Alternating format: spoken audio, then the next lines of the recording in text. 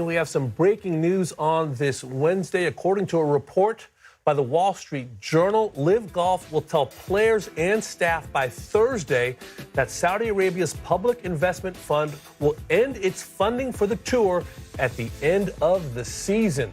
News comes on the heels of Tuesday's announcement that the tour's event in New Orleans, originally slated for June, is being postponed to a later date in the fall.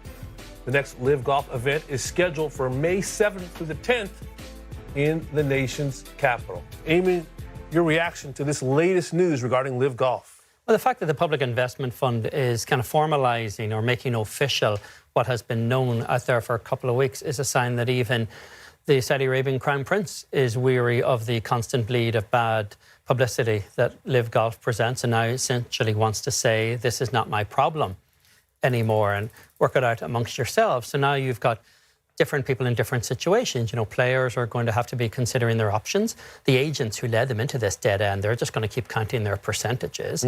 Vendors are going to wonder if commitments are going to be honoured going forward.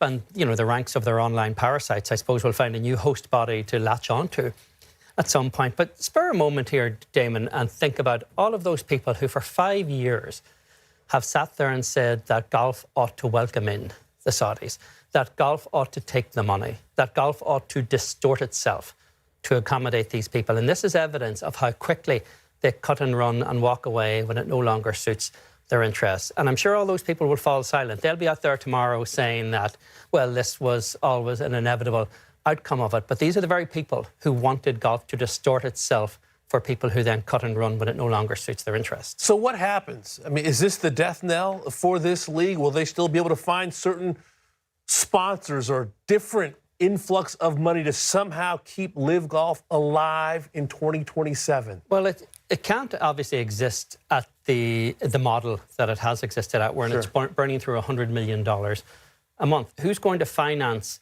a Bryson DeChambeau contract right now? Because any private equity company that looks at this enterprise with no real revenue stream to speak of is going to say, well, what am I buying here? I'm doubling down on something that has been proven not to work with the deepest pockets in sport when it was been financed by the Saudis over the course of the last 5 years. So anyone who's going to look at this is going to think, is there even a pared down version of LIV that functions? And I'd argue there isn't. The only thing LIV has proven is that there are golf-savvy areas of the world that have been woefully underserved by the main tours over the last few years, places like Australia, places like South Africa. But they do not have a business. They've never had a business. What they've had was a quasi-political operation over the last couple of years. So anyone who would want to invest in this couldn't possibly want to invest in it with the current model that has been proven not to work with big financing. So what's the future of a Bryson DeChambeau, a John Rahm, a Cameron Smith, three players who are offered the same thing that Brooks Koepka was in terms of the returning member program from the PGA Tour? That window has closed, but will a new one emerge in your mind? Well, I talked to a bunch of people over the last few weeks, starting at the Masters, about the potential for that program reopening. And the sentiment that exists on the PGA Tour is not particularly welcoming of either Rahm or Bryson DeChambeau. Cam Smith, they never even seem to bring up in conversation, because Cam doesn't strike anyone as the kind of guy who's particularly motivated to play the PGA Tour again. But Rahm and DeChambeau seem to fall into a different category. Neither of them are particularly popular for different reasons on the PGA Tour, particularly Rahm, because he left after the framework agreement was signed, clearly said on the record that he thought he'd be the catalyst to bring it all back together. And players resented the fact that he thought he could come back as a kind of a reuniting hero with his pockets full.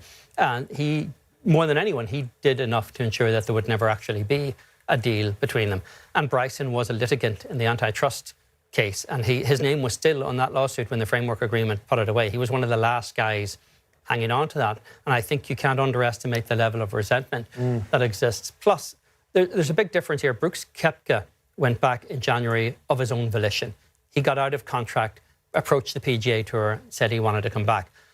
These players are going to look at Rahm and DeChambeau now and say, well, you're coming back out of necessity, not out of desire, because these guys couldn't finance you anymore. So I think, ultimately, I do think they're going to make their way back to the PGA Tour. But I think they're going to find that whatever the program is that welcomes them back is going to be a lot more punitive than what Brooks Koepka got. What about the fans who, for the most part, say they want, if not unification, they do want to see the best players globally competing more often? Does this hasten that? Does this make it more likely, less likely? I don't necessarily think so, because there's no real evidence that the fans are clamouring for an amnesty for the LIV guys. And that's really the conversation that will potentially come up if they don't find financing and LIV goes under and these guys start to look for alternative options for employment. And I don't see a groundswell of support from fans to say, we'll bring them back under any conditions. I do think you'll see fans say, bring them back,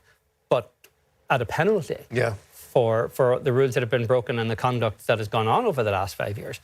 What that is another matter. And John Rahm, in his dealings with the European Tour, has proven himself to be kind of fairly strident in his opposition to any sanctions being imposed on him. But I think he'll find out that whatever sanctions will await at the PGA Tour will make the European Tour sanctions look like child's play. Well, news of the day from the Wall Street Journal that the Public Investment Fund will be ending its funding of LIV Golf and will inform the staff and the players sometime on Thursday. As this story develops, we will keep you posted.